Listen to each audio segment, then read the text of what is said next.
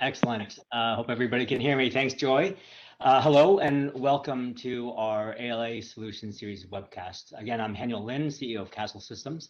We're pleased to have the opportunity to sponsor this very timely discussion around managing legal workplace access and space design in this flexible post-COVID world. For those of you who may not know Kastle well, we are a technology company in the security and tenant experience space. In fact, we are the leading and the country's largest cloud-based managed services security provider, and we serve commercial office buildings, multifamily communities, and business offices of all sizes. In the middle of last year, we at Kastle took a really strong leadership position and stance as we were fully in the pandemic at that time and launched a framework that we called Kastle Safe Spaces for safely and confidently returning businesses to commercial offices back to work, which gained us a lot of national press coverage. One of the industries that we've seen historically been very diligent about securing both their employees and their client data and work product is the legal industry. And we've had a tremendous amount of success in this space, in this world. So we at Kastle are privileged to secure hundreds of different law offices nationally of all sizes, and we do business with almost half of the AmLaw 100. As a result of this broad coverage that we're receiving with respect to the Kastle Safe Spaces, in the legal vertical, we have some very unique insights about this, about office uses for this particular industry segment. This alongside with what we know about our broader set of clients across all industries, where we serve about 1.3 million cardholders, 41,000 businesses in 3,600 buildings nationally. So a few weeks ago, we launched a legal specific version of our of our back to work barometer, which uses anonymized data from access credentials, basically card swipes, if you think about it that way, across the country to compare office occupancy with that of what was happening pre-pandemic and the pre-pandemic levels. Our cross-industry barometer, which you see here, which maybe some of you might have come across, has received a lot of pickup in Bloomberg and at Goldman Sachs, the Wall Street Journal, the New York Times, Washington Post. Almost every major news outlet has caught on to this in some way. The barometer is updated and available if you are interested in kastle.com. That shows during the pandemic, office workers, including the legal community, fled their downtown office buildings as all companies were making this dramatic adjustment to get them back to get them to work at home. And since dropping pretty dramatically from the beginning, a little more than a year ago now, down to about the mid-teens, we're starting to see some recovery up to this latest stat here, about 26% as of this last week.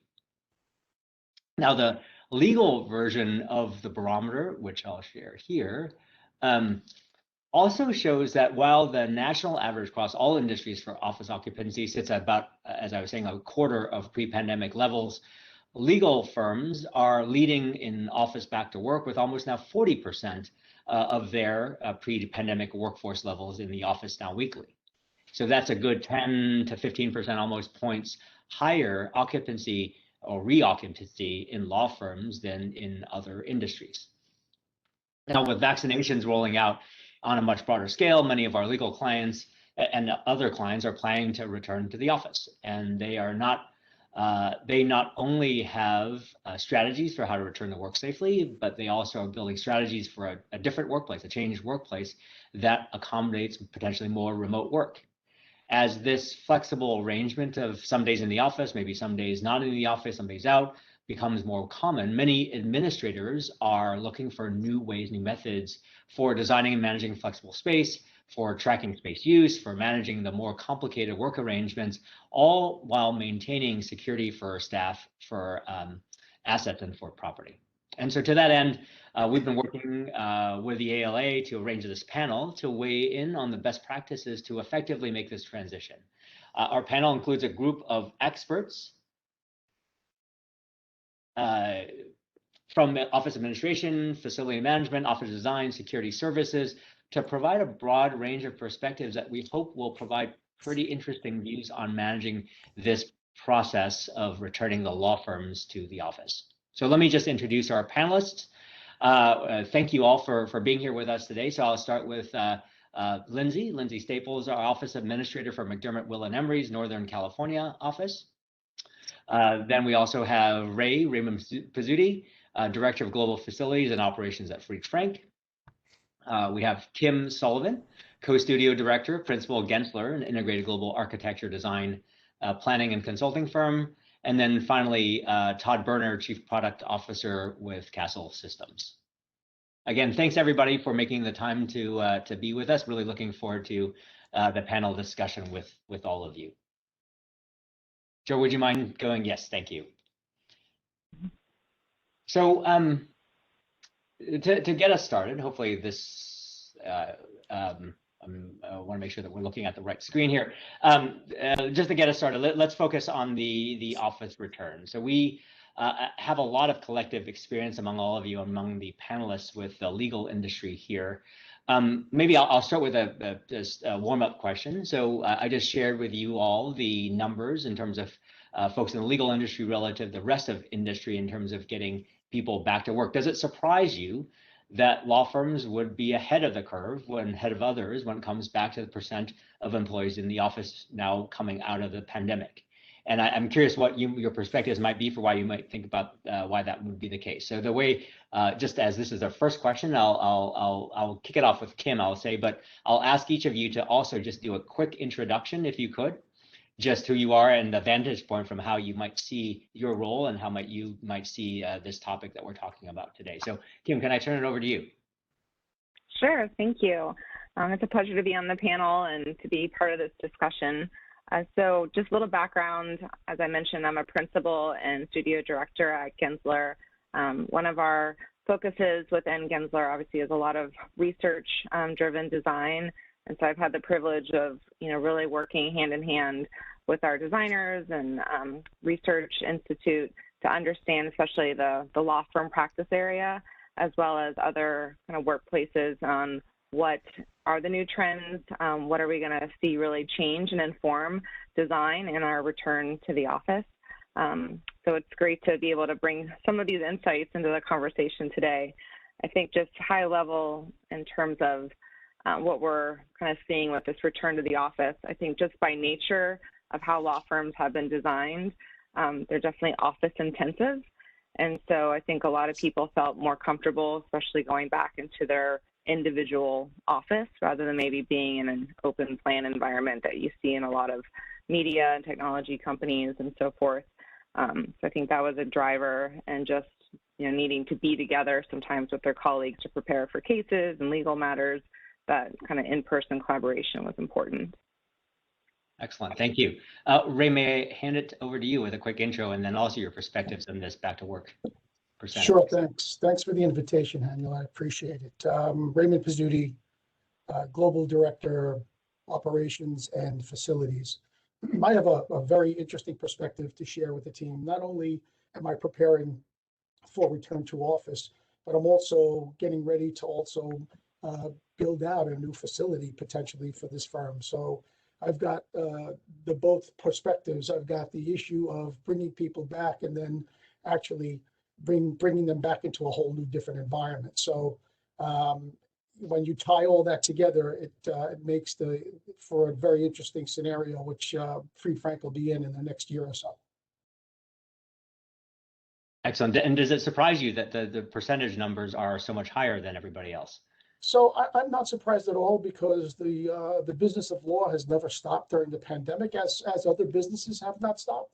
And I think the pandemic has raised a whole bunch of legal issues that law firms are dealing with, up and above their base business. Yeah, excellent. Thank you. Lindsay, might I turn it over to you and a quick introduction again, please? Sure, yeah, thank you. Happy to be here. Thanks for inviting me to join. So my name is Lindsay, Office Administrator for the Northern California offices of McDermott, Will, and Emery. In addition to my role on the office administrator side, have worked with the team of administrators and other leadership within our firm on the plans for return to office, which we started working on almost as soon as we went remote, just so that we were in a position where we were prepared to return whenever the time was right. Of course, it's extended on longer than most of us thought it would, but here we are. We stand ready to return, and so that has put us in a good position to. I'm sorry, I should also add, I manage the security firm-wide for the firm as well, which obviously have worked with Kastle a lot on that. But the return to office work that we have done has put us in a good position to support the lawyers who want to be in the office. But the technology that we put in place has enabled those who have been more comfortable working remotely to continue to do so. And we actually saw a rise in productivity over the last year, which is pretty incredible during these times. But we know that lawyers and I think professionals in general have varying work styles. Some may find the quiet, focused office environment more preferable, depending on what their home situation is. Whereas others say, without the commute, I'm happy working from home and it's suiting me just fine. So I think that's what we're seeing on our end, and I think the market is pretty similar. Excellent, thank you. And then finally, Todd, can I ask you to say hello, please? Sure, thanks, Haniel. So I'm Todd Byrne, the Chief Product Officer with Kastle. So I look after the strategy and roadmap for our software and hardware offerings. And I think one of the things I'll try and bring here today is having the privilege to talk to a lot of law firms. I'll share what I'm hearing there, but also being able to speak with other companies and other industries. I'll try and compare and contrast where possible. And Haniel, to your question, I think when I initially saw the numbers, I was a little surprised. I mean, it was, as you said, 10 to 15 percentage points higher than the industry average across cities across the US. But then as I thought about it, for all the reasons that everyone's already mentioned, you could really understand why that is. As Kim said, it's a more office-centric environment than a lot of other industries. As Ray said, essential workers, you've got to go together to do the collaboration. So I think it makes sense, once you step back and kind of think about why the legal profession's at a higher return to work volume than a lot of other places. Excellent, thank you. Yeah, so even though 40% seems a lot, if you flip the coin on it, it's still 60% that are not in. And I think, Ray, when we were chatting about this yesterday, preparing for the webinar, I think you're calling it the whisper question, right? The whisper question. Yeah. So the whisper question, in case everybody is wondering, is when is everybody actually thinking about getting back to work? And so as the whispers are getting louder, what are you guys hearing from your colleagues about when are people looking to come back to work? Are we talking summer? Are we talking the fall? Are we talking 2022? How is that working? And maybe what are some of the factors? And I'll start with you, Ray, since we had the whisper conversation. What are the factors that are driving the timing, do you think? Yeah, interesting. Earlier in the year, it was a whisper. I participate in a peer group every other week, and everyone was asking the other person, like, when are you coming back? Or when do you think you'll be coming back? And the whisper was, oh, maybe after Labor Day in September. And you can see as the number of COVID cases started going down, and then the number of vaccinations started going up, that whisper became a little bit louder, right? And the last conversations were very clear that beginning after Labor Day, folks are going to be asked to return to work, return to the office. I think it'll be on a voluntary basis. And the peer group also talked a lot about then requiring folks to come back to the office, the first of the year. So sort out all of the different issues. Look, I think the real issue has to do around opening schools again, getting children back to school, and then freeing up parents from being able to do what they do. Right.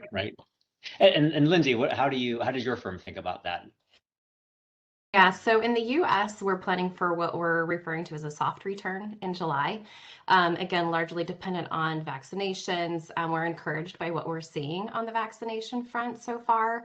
Again, cases are less than what they were even in recent months. And so, given that, we're really focusing on getting our folks excited to come back into the office. A lot of people have gotten quite comfortable working from home, but you can't replace that collaboration that you get in person. And so looking for the ways to get excited about offerings in the office to get people back in.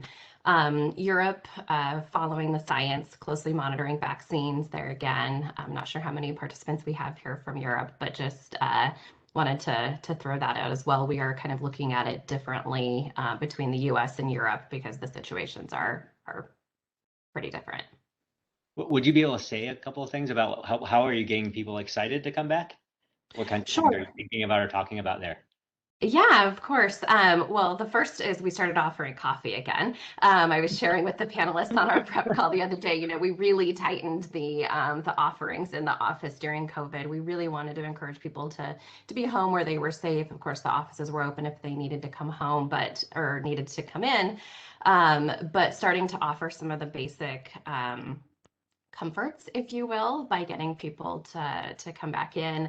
In addition, one of our offices, we've started offering a partnership where we have with a local cafe that will deliver food, and we're providing what essentially amounts to a stipend during the month of May to get people, you know, on board. We're going to make it easy for you to be in.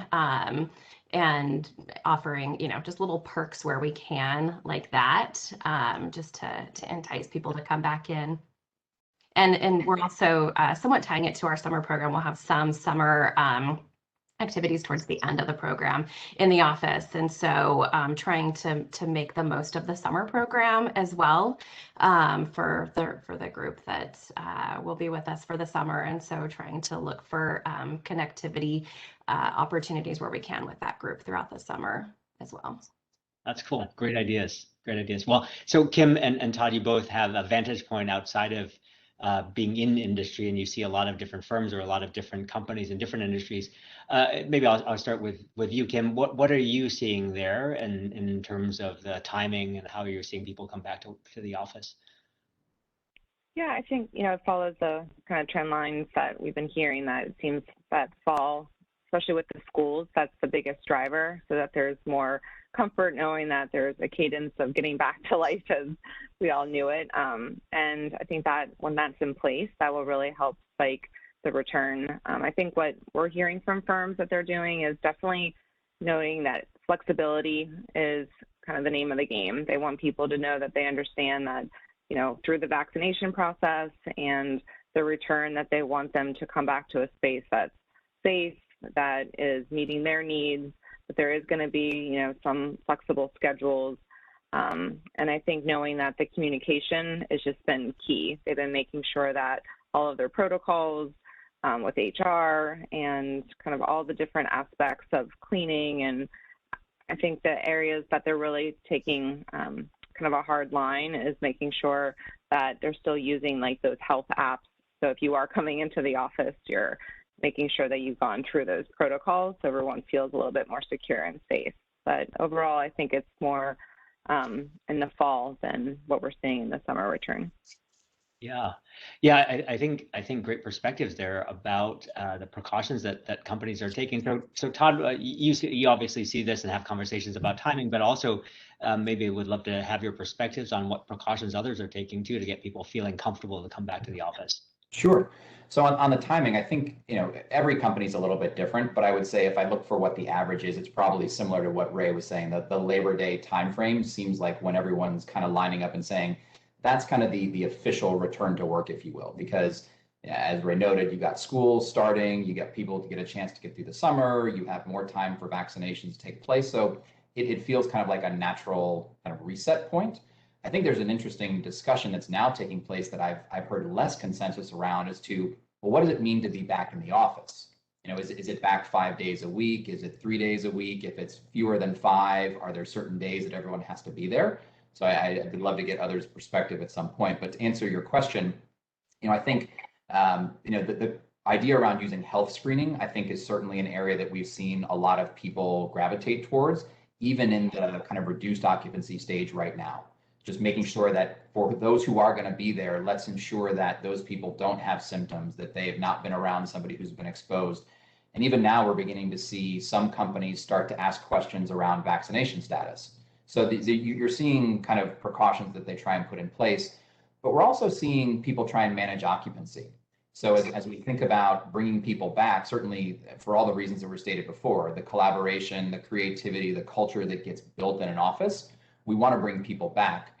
But especially in the short run, we've got to be careful not to bring too many people back too quickly. And so I'm seeing a lot of companies think about, how do we implement reservation systems or some other management process where we know who's going to be where each day, and we're not letting spaces get too full too fast.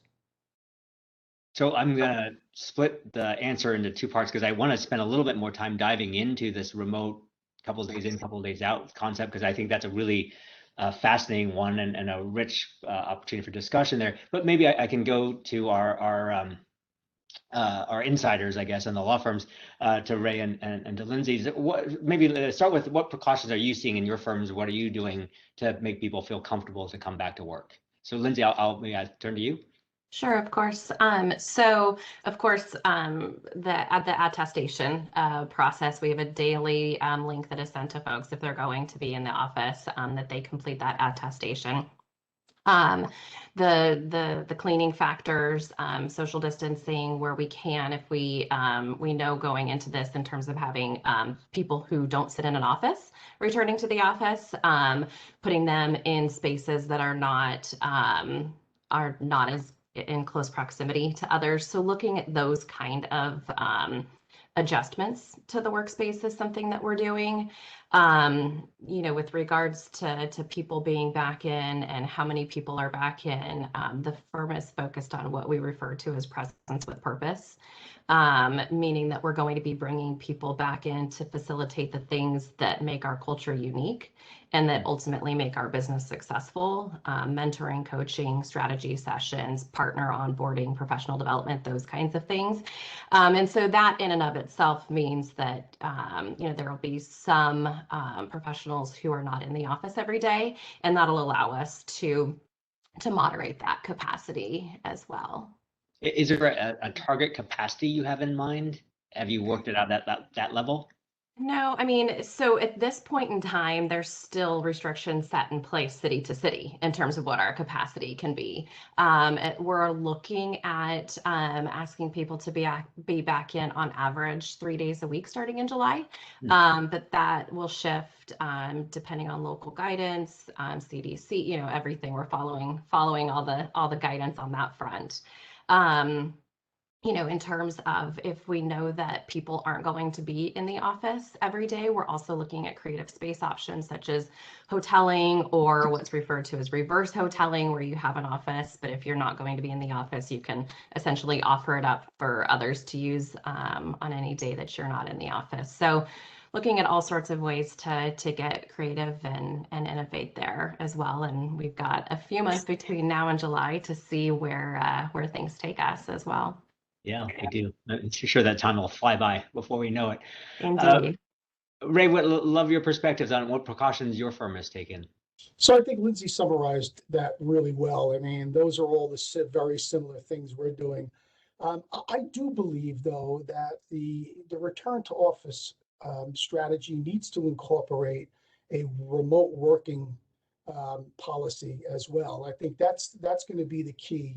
I also believe something we haven't touched is, and how do you get folks in a high-rise, New York high-rise building into the building in a way where they're not queuing up, and you have a lawyer standing outside for 15 to 20 minutes waiting to get into an elevator. So I think there's going to be a lot that we need to do on the facility side of the house relative to getting folks through the building, into the building. Like right now, for instance, you're going to put 4 people into an elevator. Well, I've got 1,000 people here, so figure out, even if half of those people show up, how long is it going to get them through the screening process, get their temperature taken, and then put 4 in an elevator. So I think those restrictions need to be worked out as well. I think as we lay off those restrictions, they get softer. I think that will encourage folks to come back to work, because I just don't see people wanting to come back to work with the current restrictions that exist today. I very much agree with that. Just to catch, so people are getting their temperatures taken in the lobby right now in your building? So right now, this particular building has a walk-through temperature station. All right. Oh, interesting. Yeah, because we have seen Some buildings do it and some companies do it, and many don't do that. So it's interesting to hear that you're doing it. So you had said that you're moving into a new space, right? So coming back to a new environment in the middle of all of that, there's the way that the world works and the work gets done, and then there's a new space in the way that the world gets the work gets done. And I'd be curious, when you went through this design, or when you're going through this process now, are we gonna see just different office layouts, different ways that the space will get used, bigger offices, smaller offices, bigger conference rooms? How will that work? My guess is that the law firm of the future, and Kim is probably better to talk about this than I am, but from my perspective, a facilities perspective, I can tell you that most law firms are going to single size office. They're all going to standardized furniture. They're also going to glass fronts, which is, is very progressive when you come and think about the typical law firm and how their facilities are designed and laid out. I do think there is a play for more interior offices versus exterior or window wall type offices. So I think that dynamic, you're going to see that dynamic develop over the next, year or so. Yeah, Kim, I very much would appreciate you see this all the time, and you think about all this all day long with your clients. How would you Right. How would you describe what's going on now? Yeah, absolutely. I mean, it's interesting because a lot of these concepts have been out there for the last several years, and some firms were really pushing them forward while others were in the wait and see. But this past year, I think, has proven that we can be agile, we can change, we can do a lot. And so it's been a catalyst to move a lot of these ideas forward. As Ray said, the single size office definitely is one that has given firms a lot more flexibility. There's obviously the second and third costs that happen when you have to start tearing walls down and moving practice groups to make sure they're in the right assignment of space. So if you just make that a simpler equation and there's a single office that everyone can use, whether it's a hoteling or a day office, if it's an associate or a partner, that really provides a lot more flexibility. And I think those interior spaces that we've been using that have been filled with paper, a lot of people haven't been accessing their reams of documents. They've been using the cloud, and I think we're really repurposing those interior spaces. And as we've been saying, moving paper space to people space. So that's been another way to make the spaces more efficient. And as Ray said, on the interior, and by incorporating more glass, a lot of that daylight can penetrate the interior and make it a much more vibrant and good, a nice space to be. And I think just elevating the amenities, having those areas, as Lindsay said, coffee is important, having places for people to go and just kind of get out of their office, but having technology integrated everywhere is going to be really important. I mean, even those smaller conference rooms, having display screens for people to easily plug and play, I think that's going to be a leading kind of design principle in all of the planning, not just in your conference center. Yeah, I'm so curious so for the attorneys that are used to doing work a certain way, we just lived this period of time this last year where you can't unlive that. It's happened, and now people have a perspective that might have been different. A line that we sometimes use in our company is necessity is a mother of adoption. So people that might not have ever gone online to have found any files that you were talking about, now they have no choice but to have done it a different way. So I'm curious, Lindsay or Ray, are you seeing that the workflows and the way that people are designing the way that work gets done in the office is just different now? And maybe describe some of what you're seeing or what you're talking about. So Lindsay, maybe I'll turn to you.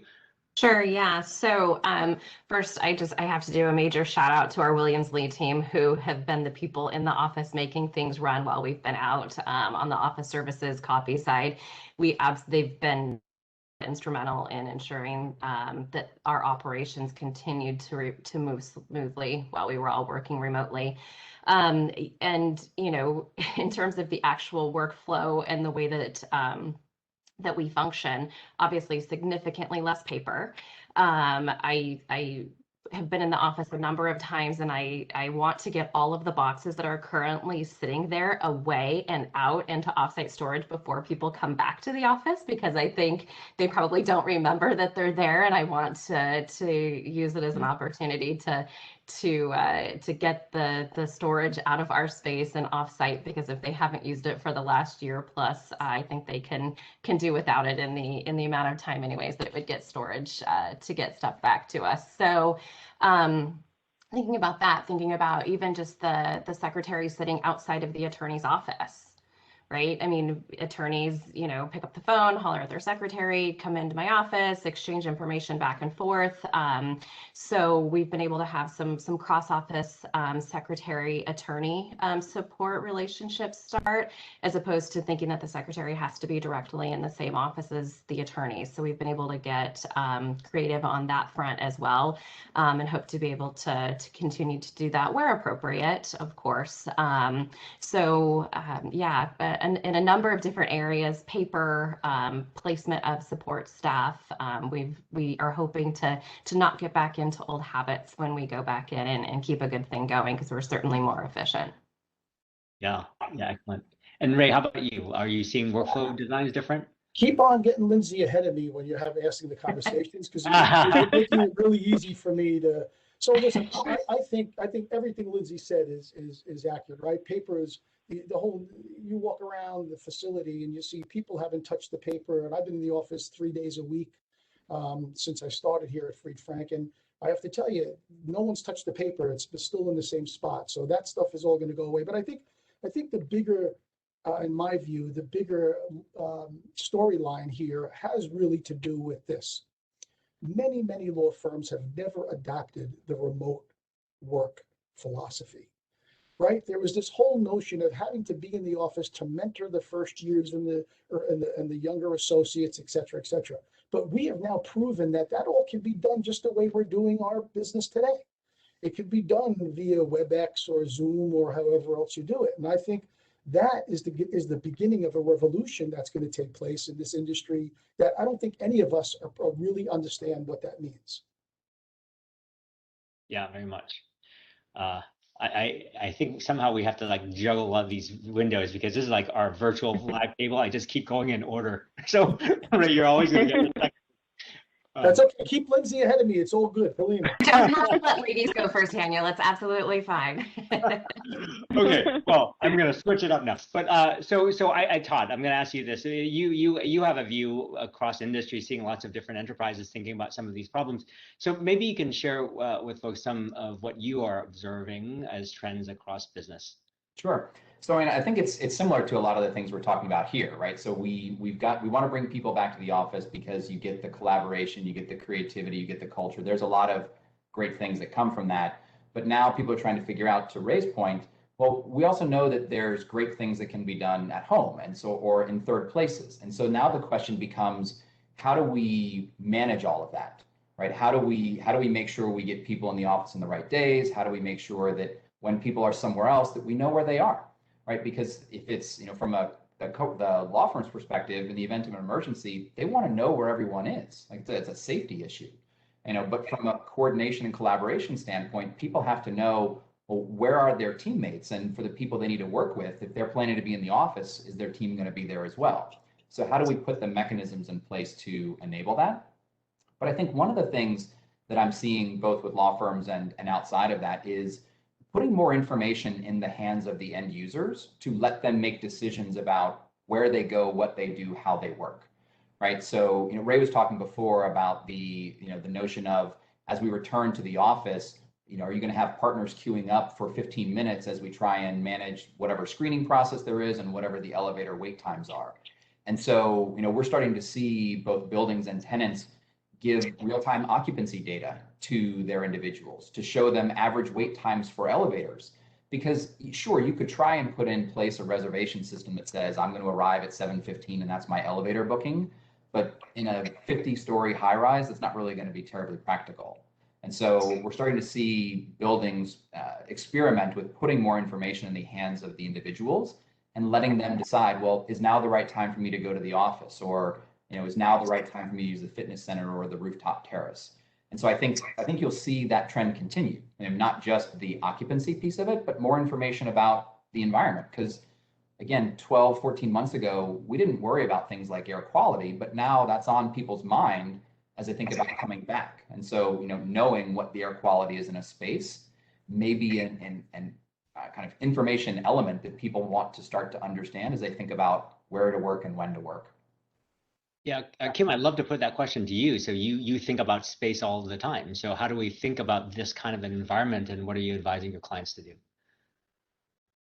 No, it's interesting because, we have so many different insights across the region and the world right now. And so, I think as Lindsay was pointing out earlier, each jurisdiction, each area has been different with like the return to the office and what is required.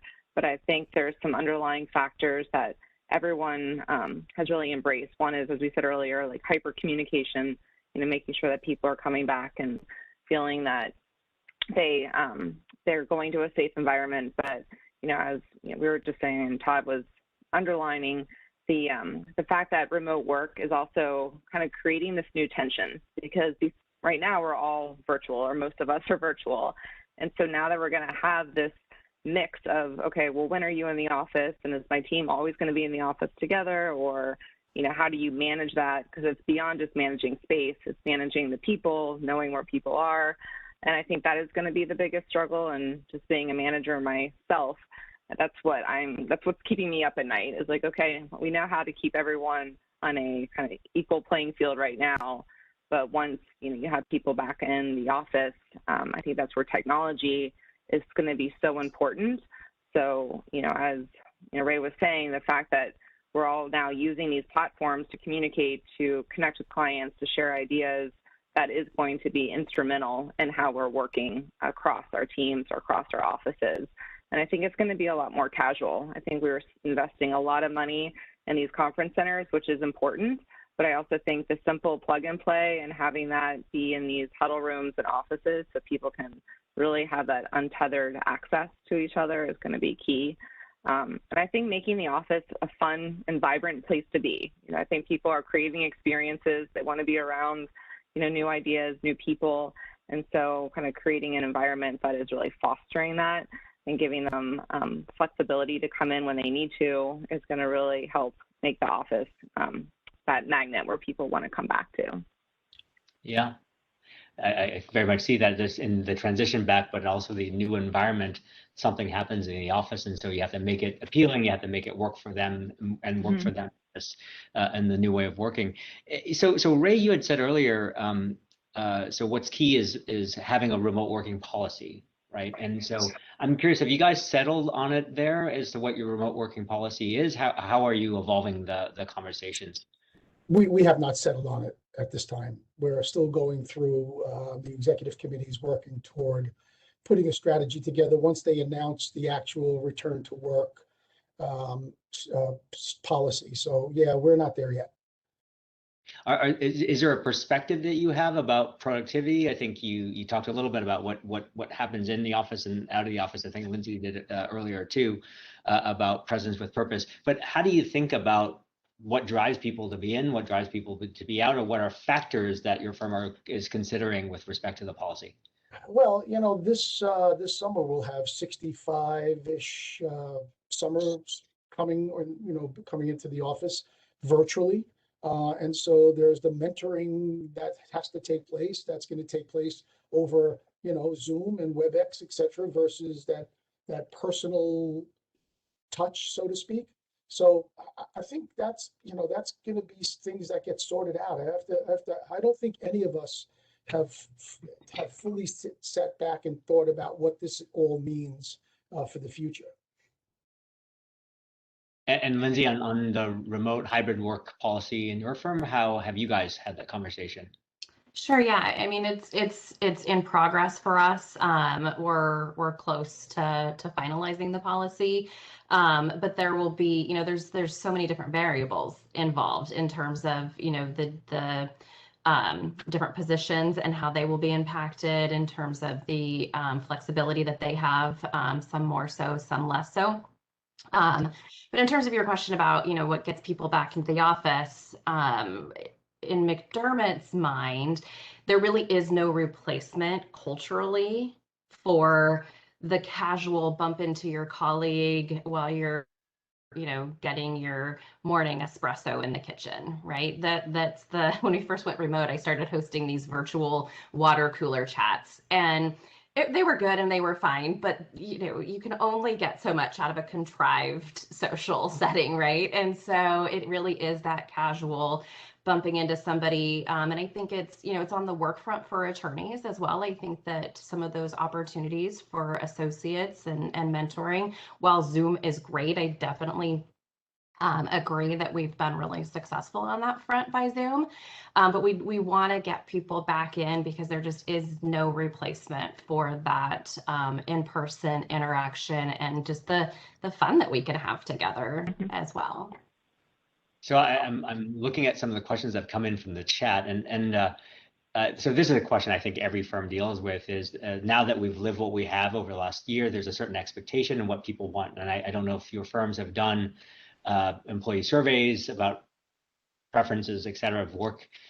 There certainly is a balanced view between what the firm needs and wants, and then what the individuals needs and what they want. And so how have you had that conversation to figure out what the right balance is between the two?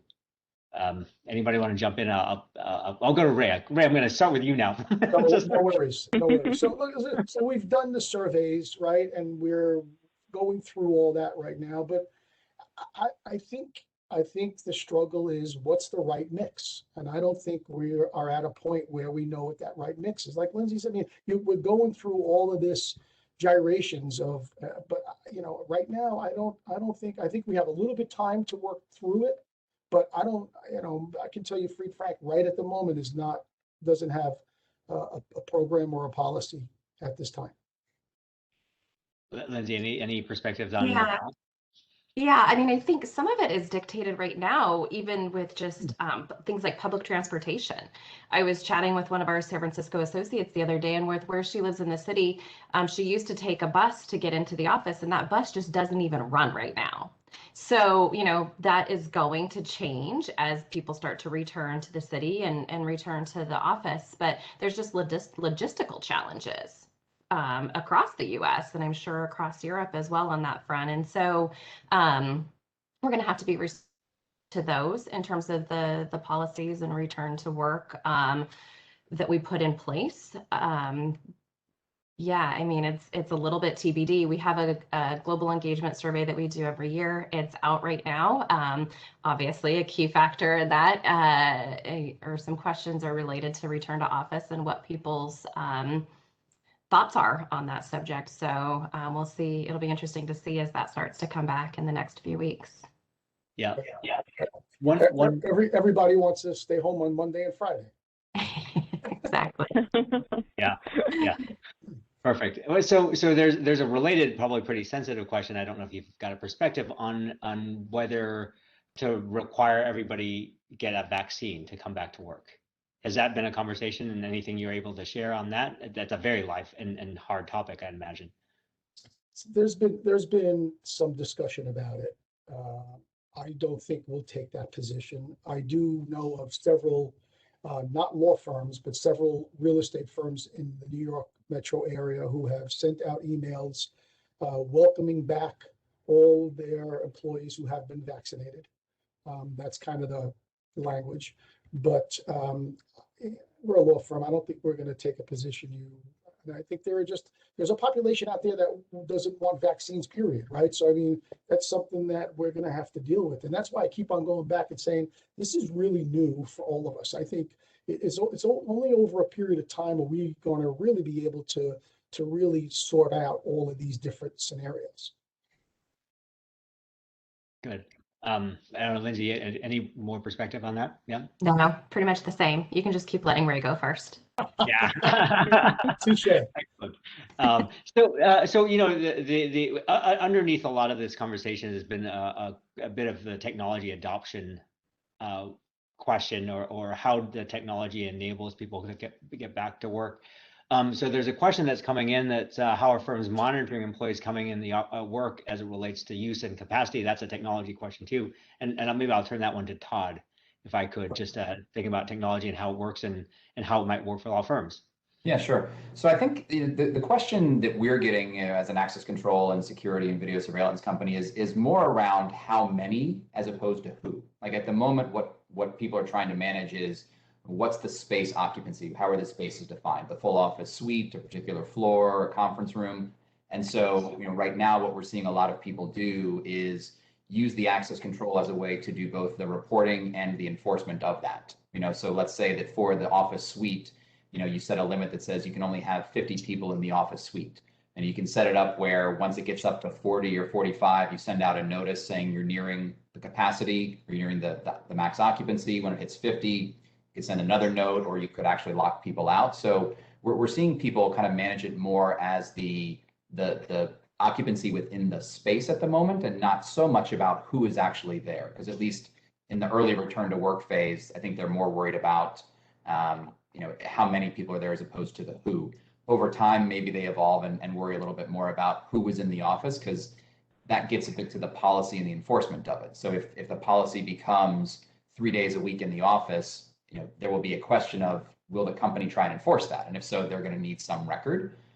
I think kind of to be determined whether it gets to that level. But right now I'm seeing it more as how do we use the technology to make sure that whatever policies we put in place, that there's a notification and enforcement mechanism so we can manage that policy. Thank you. Kim, are you seeing any differences with respect to technology adoption for law firms in your client base? Yes, I think, this has really changed the way that so many of the attorneys are collaborating and working. Before it was all about, I need all of this to be in my office or in my space, and there's a lot more travel.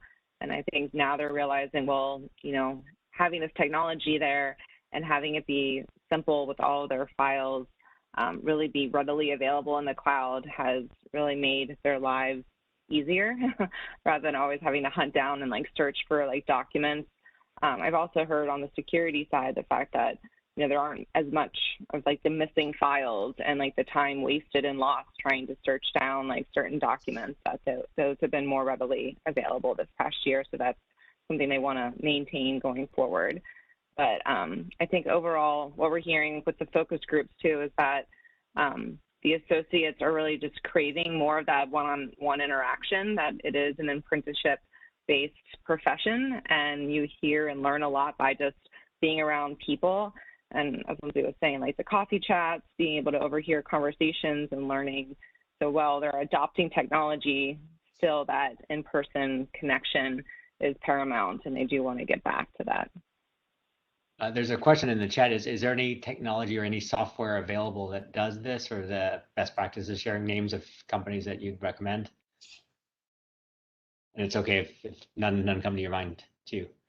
Yeah, I just know, just high level, certain companies that have helped digitize, like NOS and some of the groups that were once providing a lot more of just the high density filing. They're like, okay, we can help with the digitizing strategy to get your documents in that format. I've known a lot of firms that have been using that group, but I'm sure there's a whole host out there right now that firms are leveraging for that, because it's a colossal effort, especially if they are going to move the paper off the floors. Yeah. There's the question probably related to that technology. There is technology that's been used to track time of staff when they are working remotely. So Lindsay or Ray, I don't know if you have any experience in time tracking or any productivity management tools out there technology-wise. That's really interesting, right? Because the lawyers are tracking their time, right? It's really the operations side. How do you track, my ops people from when they're online? How does that all? And we have not thought that through yet. But obviously the lawyers are keeping track of their time, so and that's where the revenue is being generated from. So yeah, we do track folks who are out of the office. In the office every morning, I'll get a notification asking me, am I working remote? Am I in the office? Or whatever the case may be. But in terms of time tracking, no, I haven't given it a lot of thought. Well, I'm sorry, Lindsay, did you have? Yeah, I was just going to say, so there's technology out there in terms of having work route through different software platforms where attorneys would send their work through a platform. It's not something that we're using, but it's something that I'm familiar with that could essentially be used as a time tracking. And then obviously there's also the option of asking secretaries to enter their time as well, or other people in the business. And I'm sure whatever time tracking system your firm might be using is something that you could look at to do the same thing for staff and just create your own codes so that it's not obviously not billable, but it's a way that you can get some insight into. So I know that there's a few different ways that can be done, whether it's technology or your current timekeeping platform. Thank you. Well, so both of you, Ray and Lindsay, are fairly progressive with respect to technology, and so firms I think maybe are, if I can say, generally more conservative with respect to technology adoption overall. Maybe if you might talk a little bit about how you've been able to push the technology adoption in your firms, and what you have put in place more recently to keep on the edge of taking advantage of what's out there. Lindsay, I'll go to you first this time. Sure. So yeah, I would definitely say our CIO and our firm is not really slow or conservative on the IT approach. They were incredible with getting us transitioned to working remotely. When it was that almost at the drop of a hat, all of our staff was set up with laptops and took them home and have been working remotely ever since. And our IT team has been incredibly responsive for all of the needs to get people as productive as they possibly could be remotely. And that really happened quite seamlessly. On the security side, obviously we're a Kastle client. We work with Kastle on the U.S. enterprise at this point. And there were a number of factors that made that move make sense for us. This was something that we talked about as a panel, but there's the ease of mobility for our users, or for our employees, I should say, when traveling from office to office. We did not have previously compatibility from office to office. So your key card would work in your office, but it wouldn't work in other offices. And so that was something that was a challenge locally for each administrator. And that was one of the big benefits of switching over to Kastle, is that once you get into any McDermott office, you can use your Access Bluetooth credential to get you through the office. So that was a huge improvement for us on the security technology side. We made the change late in 2020 when people were not in the office primarily, and so that was beneficial to us to capitalize on that timing as well. And in terms of the improved experience when people do start to go back in, having mobility on your cell phone is huge for people. It's hands-free, it's touch-free, which is obviously also a cleanliness issue and touch point issue as well for us. So that change was really beneficial for us when looking at this option as well. And then in terms of administrators and looking at reporting, and I know, we've talked about not necessarily looking at who was in the office and just the numbers, but we do look at who is in the office, because we want to know, first of all, did they attest on the day when they're going to be in the office? And you'll get a friendly email from your administrator if you didn't. So there's that component of it, but also trying to look at what parts of our population have already been interested in being back into the office. Is it partners? Is it associates with young children at home? Trying to capitalize on that information, which technology has been able to provide to us. We get daily reports saying who was in the office that day, so we can see it, and we can obviously run it in real time as well.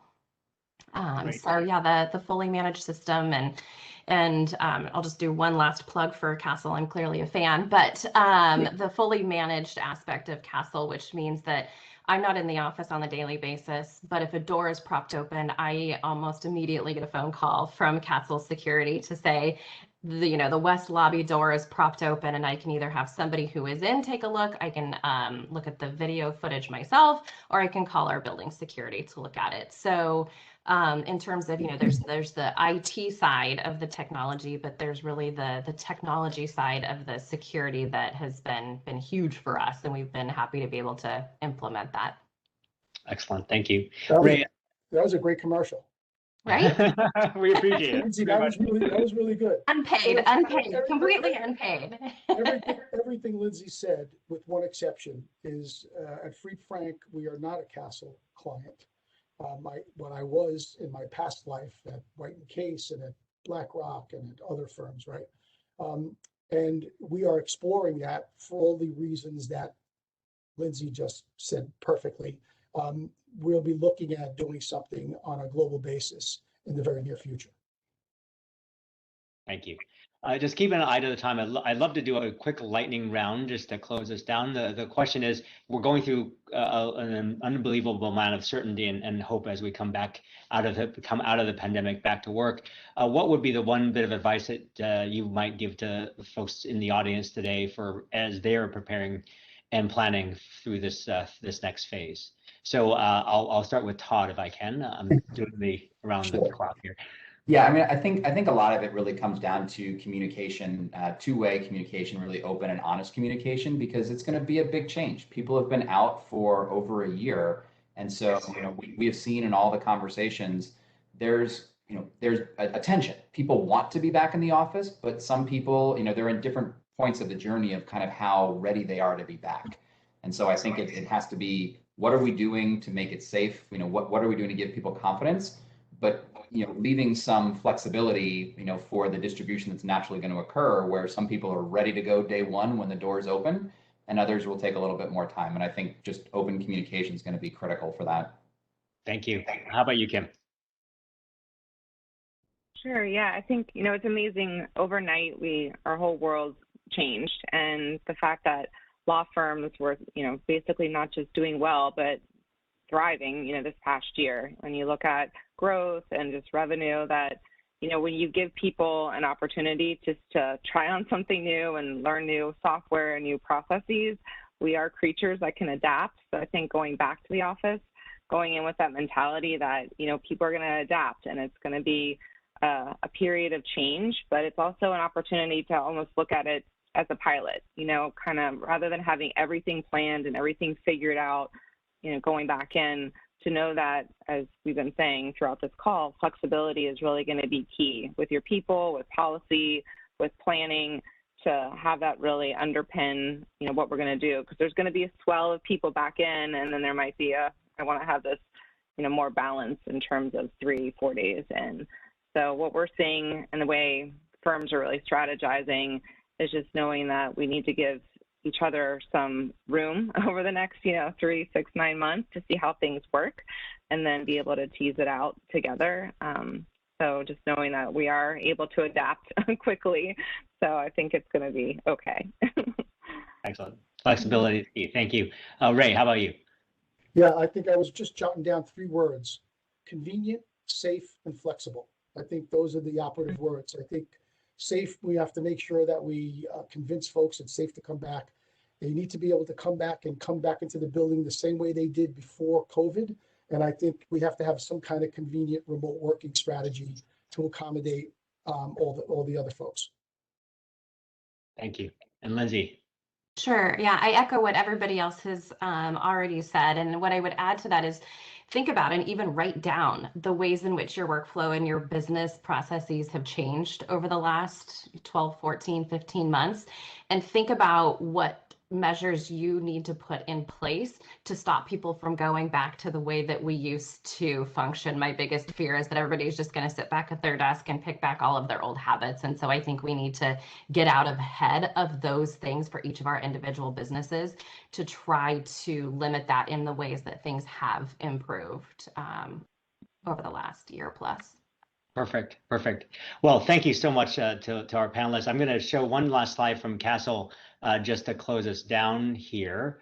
I mentioned at the onset of the call that how Kastle got into this space, I guess, was with a framework that we call Kastle Spaces.